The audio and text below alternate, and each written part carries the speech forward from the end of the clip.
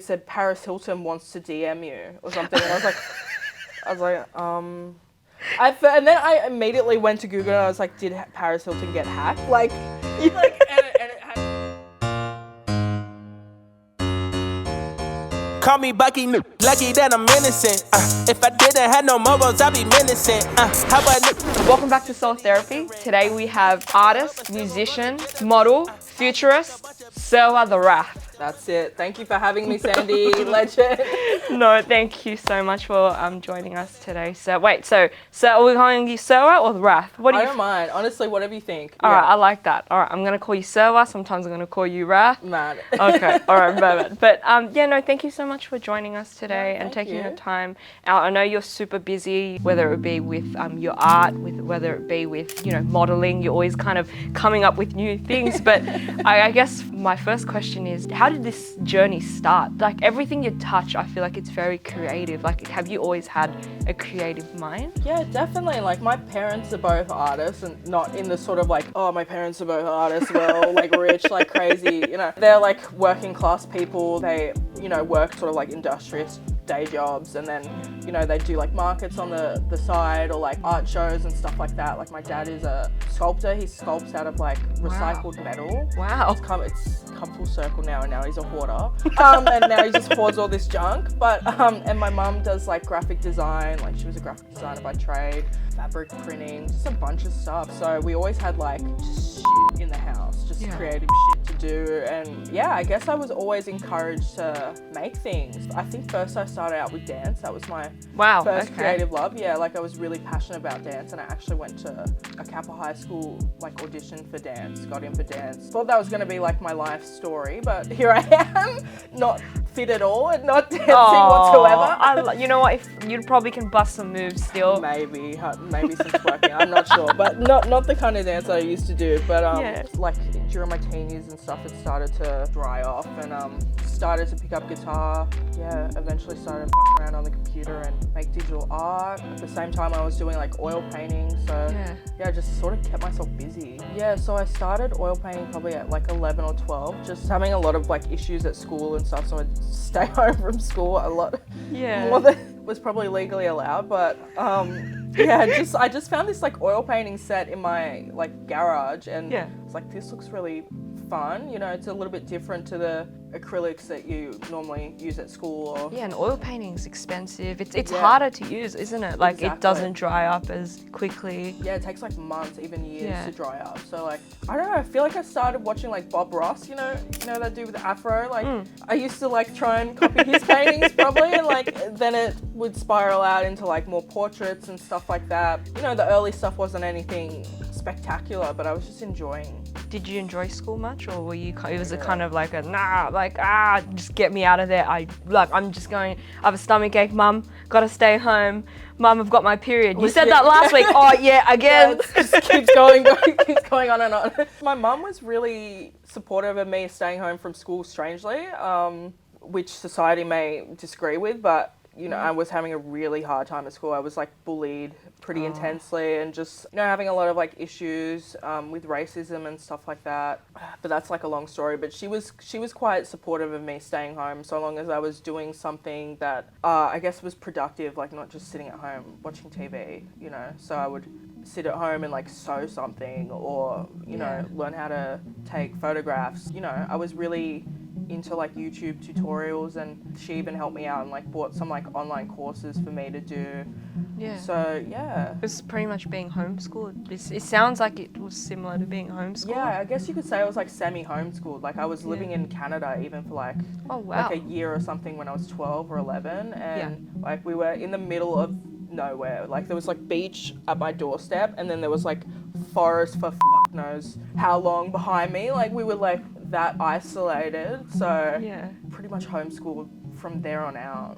I think being homeschooled, it's so, I guess, different from my experiences, right? I was forced to go to school. My parents are always working, so it's kind of like that, but also like my brother always used to jig school. He used to hate being there as well. But what was homeschooled being like? And I guess afterwards, once you kind of see the people you used to go to school with and going back to interacting with them, like how did that feel? It was weird, like to go back to school. Like after came back from Canada, like I went back to school, like a technology school, which was like super weird. Arthur Phillip High School, that one? Yep. Now it's like a big skyscraper. Like I kind of like am mad that I wasn't born later and could experience this crazy new built school. Like I'd probably be a rocket scientist or like, some Elon Musk type of person. Yeah, now they've got STEM to study, and I'm like, well, where is this? I didn't know what STEM was when I was in school. Legit. Like they probably have the best facilities, and I just remember being at that school and like we didn't have toilet seats on the toilet, and like all the laptops, like all the keys were missing and shit like that. But I guess it's just part of being born when I was. But like you mentioned, like sometimes when you get bullied as well, you just put up this front, right, 100%. Where you're strong and you're like, yeah, don't pick on me, go pick on someone else. I feel like that's just natural, and that's how you survive in high school, especially growing up in southwest Sydney too, right? Some of the kids, like it's rough backgrounds. Some people like they go home and it's even more rough for them, and then when they come to school they're like this tough person, and this is where they kind of assert their dominance, because at home 100%. You just don't know what they're going through. They don't have the power. Exactly. That's a good point. Like a lot of them were quite disadvantaged. Like I know at a point myself, like when we got back from Canada, I was like virtually homeless. Like me and my mum were like sleeping on couches and stuff like that, or like kitchen floors and stuff, and I definitely put out like a harder exterior. Like I think that's why I like sort of portrayed myself as this very hardcore heavy metal, like metalhead. Like I definitely played it up a lot more when I was a kid, just to sort of be like, don't touch me. And it worked. Yeah. But okay, I think I need a break from this. This is already on. Oh my god, that's so heavy. Like we come out stronger, you know what I mean? 100%, 100%. And like I don't know, I see you on social media. Like presently, I see you doing TED Talks, and I'm kind of like, like now that you're telling me your story, I understand where this is all coming from. Like, yeah, look at your art, it's so futuristic, because you went full old school. Let's do some oil painting, that smells like Renaissance. And some portraits, I don't know what, and now you're literally creating NFT artworks as well. Yeah. From moving into one medium, the oldest school medium, how did you want to go, like how did you move all the way to the future? Yeah, I guess so I dropped out of year 10 and went to TAFE for it was a really random course. Like we did costumes, we did prosthetics, like horror movie, like prosthetics, we did like film, we did set design, we did all these things. So I went there for 2 years, and I was surrounded by a lot of illustrators and other painters, and I was doing painting at the same time too. And I had done a bit of digital art before, I'd started doing that 3D when I was 12 or something. And I was like, I really want to take this further, because I'm not seeing anybody in my peers or in my school or anything, or I was not seeing anybody that was doing digital art. So I was like, I'm really gonna hone in on this and try to make it something bigger. And I didn't quite know at the time what was gonna come from that. I would never know that we'd have NFTs by now, and all this crazy stuff that's going on, like motion capture and all this. But yeah, it just really came out of that. And also somewhere in my mid-teens too, that garage that we had, that studio garage that we had, my mum decided to turn it into a granny flat so she could rent it out. Yeah. So I pretty much had to boot all of my stuff out of there, and all my oil painting and stuff like that. You can't really do that in your bedroom. I tried it once, and I couldn't get the smell out of there for a couple months. So I had to make the sad decision to sort of close that book for the time being. Yeah. And it was just really disheartening to have something I was so passionate about kind of being taken away from me.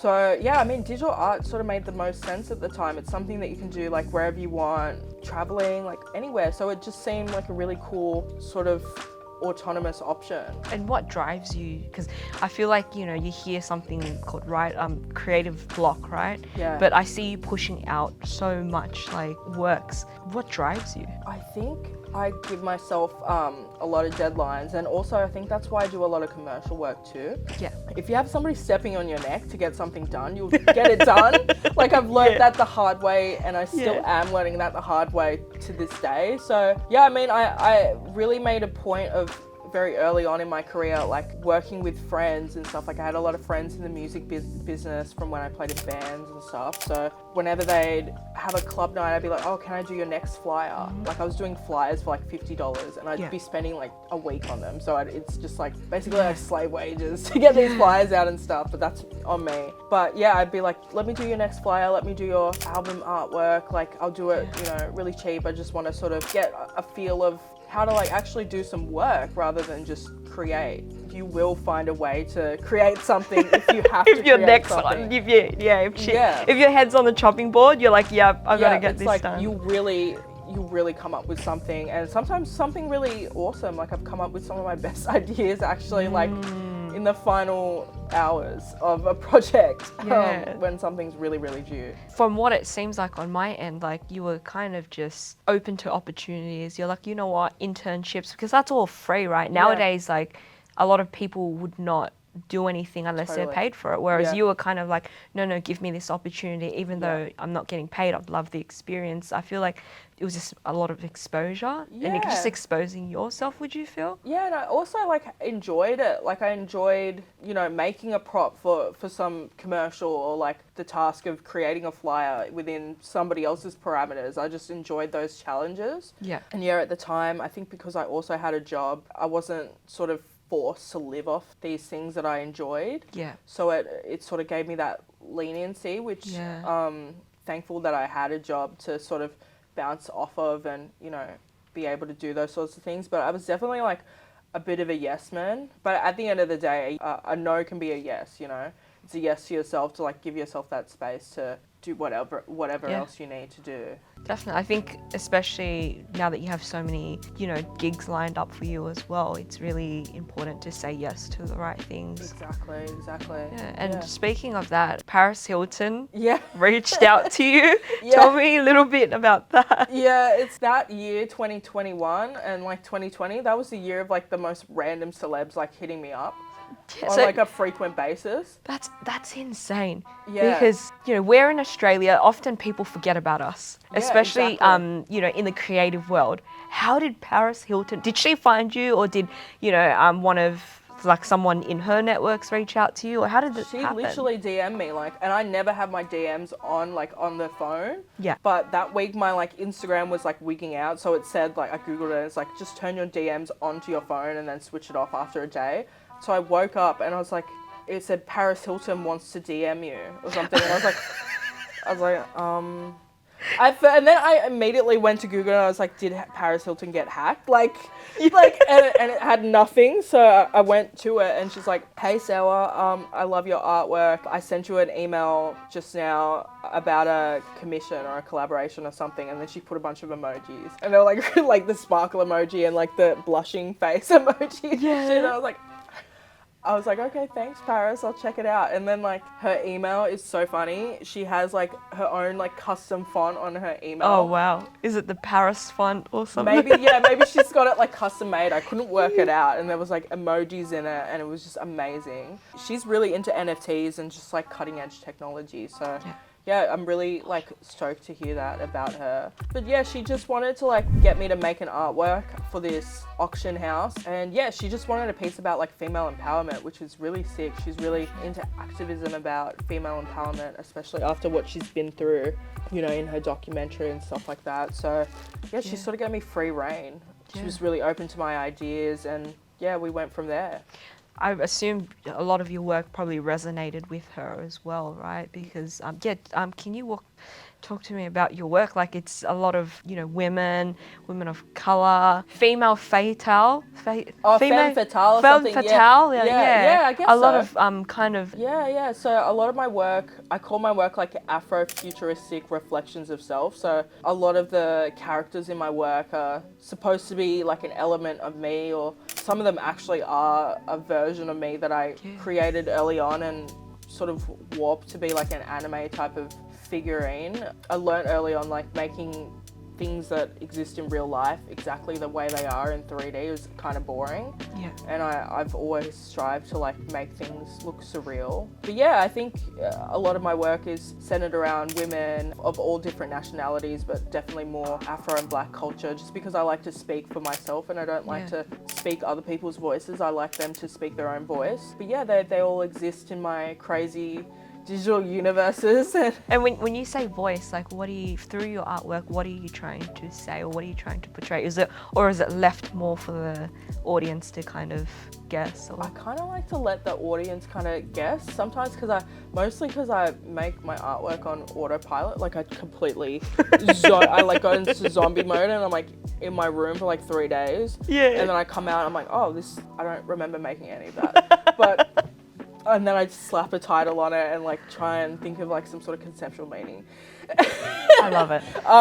But some of them are more thought out, but yeah, a lot of them are to do with like Afrofuturism. To me, Afrofuturism is like painting Afro and Black cultures in a positive light. Yeah. And giving them like sort of more of a future context. So that definitely means like taking inspiration from past traditions and past like iconographies, mythologies and stuff like that, and giving them a new futuristic spin, because I think it's very important for cultures to have a place in new digital landscape that we have going on. Otherwise, perhaps those cultures might be lost. I feel like when you say you're like a zombie for 3 days, is it almost like what it looks like to be in Raph's world? Legit. Like what your future kind of looks like. I see like a lot of the little intricate details, like the dresses, or just, what the women wear. Like I saw that Gucci dress. I was like, wow, like does that dress really exist, or is that something you've just kind of designed? That's something I made. Yeah, I was like, they should make this. Yeah, no, 100%. Yeah, unfortunately I haven't been hit up to do any fashion designs yet, but like that would be sick. One of my big fears, like as a kid, wasn't like snakes or spiders or anything like that. It was like worldwide ecological disaster. Like I was always really scared of like a nuclear attack or like climate change and stuff like that. Like that would make me cry and like get really terrified. So I really sat down. I was like, I really don't want to live in a place that's like scorched earth. Or like just kind of black and white, like similar, or it's dark skies, raining because of climate change all the time, or just nobody really wants to like live like that. So I was like, why am I going to put that in my artwork and make it a feature? So I try to really create like utopian landscapes, I guess more positive stuff. Were there any artists that you were influenced by growing up as well?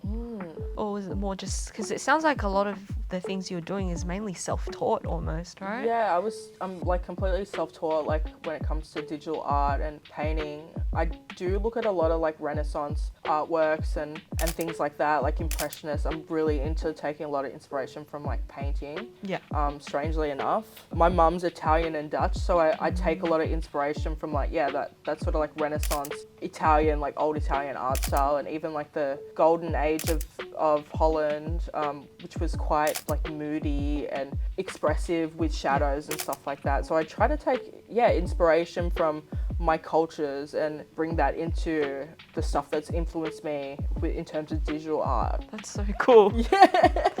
The more you kind of talk about it, the more I can kind of see it in your artworks as well, like the tones in the background and like the Renaissance kind of vibe. Well, I've really spent a lot of time like posing my people. Like even sometimes I'll like stand in my room and like make poses so I can like try and guesstimate where I should like pose the person, or like I'll be like making all these funny fucking faces in front of my computer, like how should I animate this face? But I like take a lot of inspiration from like old painting poses and a lot of inspiration from like the lights and stuff like that. So when you're given a task, how do you approach it? Like for example, let's just say with Paris Hilton, right? She gave you free reign, but how do you kind of approach it when it's so open? The endless possibilities. All you know is, I fuck with your art, like, but create me something. When I was like, I guess earlier on in my career, I really loved those open-ended challenges because, I don't know, maybe my mind was more like malleable and I could just come up with all this, I feel like, more crazier stuff. But nowadays I'm kind of into having a really cool brief, like a bit more direction, I think. I guess that also comes down to running a business too. Having a bit of direction can save a bit of that communication issue. Yeah. But I mean, like, for example, with the Paris Hilton thing, she gave me the prompt and I came back to her with some sketches, like really bad sketches. Funnily enough, I cannot draw anymore, even though I used to paint. Like, I just really suck at drawing, but I think it's the muscle memory. Like, I think if I give myself a couple of weeks, I'll be able to do it. But like, because I don't draw like any time, I just can't do it. But I'm really good at like writing down my ideas. So I gave her a couple paragraphs of what I wanted to do, gave her 2 different options. She was like, I really like that option. And so I just, I don't know, I just sort of went with it. I can't really tell you the order I created. Probably like posing was first, and then getting a cool outfit, and then lighting, and then creating the scene, and then basically going over and doing everything all over again, because in 3D it's very malleable, and you can undo and redo, and that's kind of the beauty of it. How long does it take you to complete a work? Like, I know you give yourself a deadline, but for something like that, how long does it usually take? Oh, it varies. Like, I've completed like whole campaigns in like a business day. It's like scary time. Like, just like I used to wake up at like 4 or 5 a.m, get up, have 2 cigarettes and a coffee, and then straight into it, and then like wouldn't go to sleep till like 2 a.m, and I'd just get so much stuff done. But now a bit more more arranged. But yeah, sometimes like a work can take like 1 to 3 days usually, and there's some projects where I'm working on them for like a year or plus. Wow. You know, like there's a job that I did a couple years ago. It took me 2 years. Wow. That was on the client's side. Like, they just kept coming back to me with like, okay, can we make it green, and can we make it blue, and can we fucking revise this and revise that? So that's not on me, but yeah. You know, some of your most recent achievements was, you know, you were invited to do a TED talk for Sydney. Yeah. Tell me about that. That was fun. That was really fun. I think that kicked off a bit of my mental health journey too, because I was like, I struggled with a lot of anxiety and like panic disorder. Yeah. Like, How many people were in the audience? like over 2,000 people. And that was during COVID, right? So that was probably on a lower kind of capacity. Yeah, and like I was almost not going to take it on just because of the thought of getting up there and doing the rehearsals and stuff. I was like, this is just gross to me. Like, I can't even catch City Rail without having a panic attack at that point. So it kickstarted me like going to this, like, I think it first started with me like getting psychologically prepared to do the TED Talk. Yeah. And then I started writing the TED Talk and actually coming up with what we were going to do. And I worked with my friend Matt Hermans, who is a really fantastic like jack of all trades. He does like VFX, he does deep fakes, he does motion capture. We've worked on a couple projects now, but he was on stage with me and he rigged me up in a motion capture suit. I love that. Like iconic. Yeah, I was like inside the animation that we had going on at the same time as I was on stage doing the talk. How did you hype yourself into it? Because, you know, it's scary. It was scary. Right? Like, especially because, you know, you grow up watching TED Talks. You see the people doing the TED Talks. They're usually a lot older. They're so you know, polished. They're exactly. Or more professional or whatever. Or like dressed in this and that. And you're here young, you know, doing this. Woman of color. Woman of color. How did you feel? It was scary. Like, I think the fear left me when I got to the venue that day, like the day I was actually going to do it. I don't think I'd ever practiced for anything that hard in my life. Like, I was reading over and over and over again the lines, and in a hotel room, just like going over it, shouting it, whispering it, doing all these things. And, you know, even there was the added level of, you know, rehearsing of doing the movements. Like, it was pretty choreographed, even though it probably doesn't look like I was choreographing it, but I had to stay on time for the like changing the clips and stuff. But I was like late that day. I thought I was going to be really late. I had my hair done and the girl was a bit late, and she killed it. But yeah, I like ran there and I was like, I almost didn't have the time or the energy to be nervous. So I just got up there and I actually felt a lot more comfortable talking to 2,500 people than I did talking to like, say, 3 people at that time. I actually felt more comfortable, I guess, because you couldn't really see the faces, and it almost felt like an empty room when you were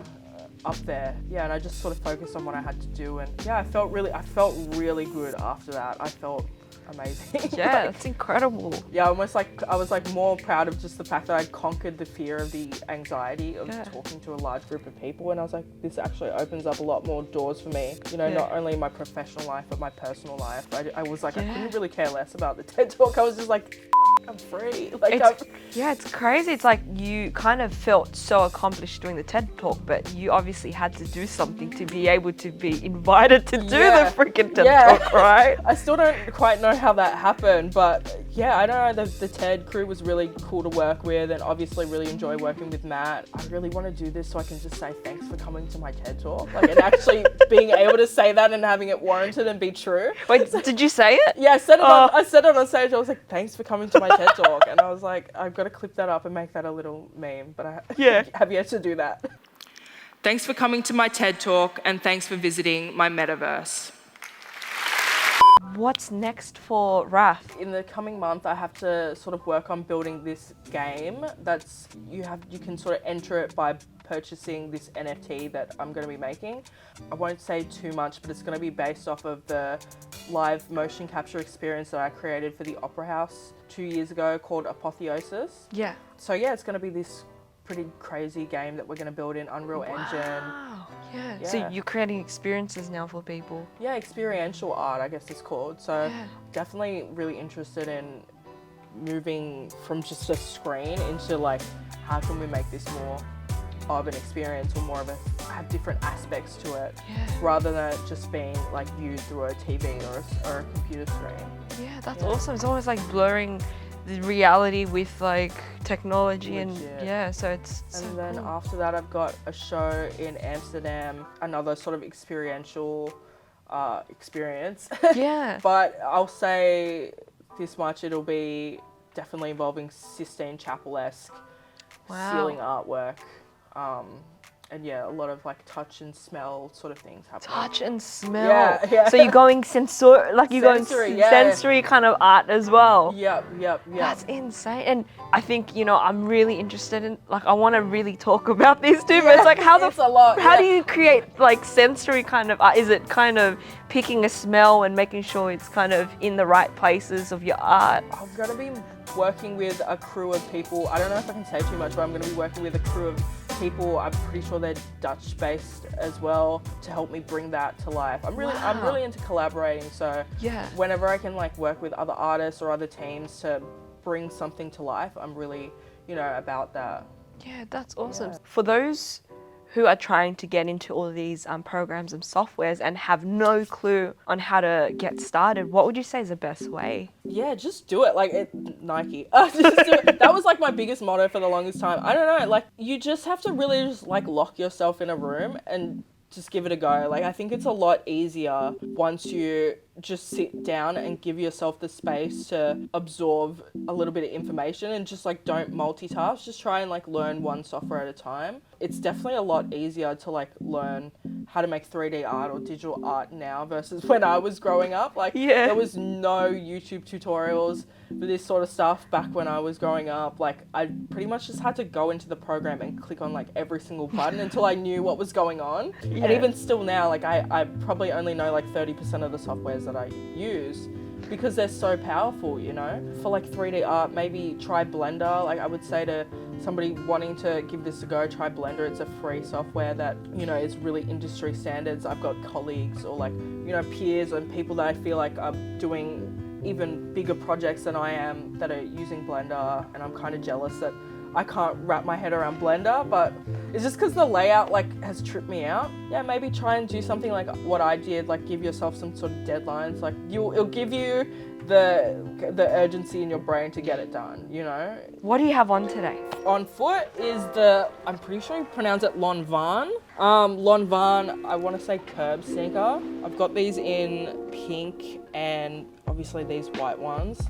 Yeah, I don't know, they're fresh. They're super comfy, and I roll my ankles like all the time. So it's a nice big like cushion. I think that they're built off like the old Osiris, like the old skate shoes, and I used to have a pair and I used to love them. So it's really cool to see these coming back in. I guess if you were a shoe, what shoe would you be? I've got a pair of like these digi camo camo with like fluoro pink TNs.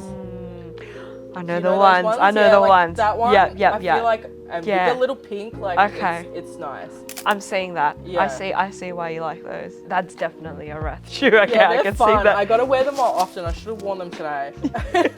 Yeah, it's kind of like TNs, it's like, you know, Southwest Sydney, but Digi is like kind of the future. And then the Legit. pink is like the kind of colorway that's in the Utopia. Exactly. Or am I just kind of talking out of my you're ass? exactly Is that on the right? money there. That's exactly what I'm thinking. It's like, it's digital, but it's also like Western Sydney.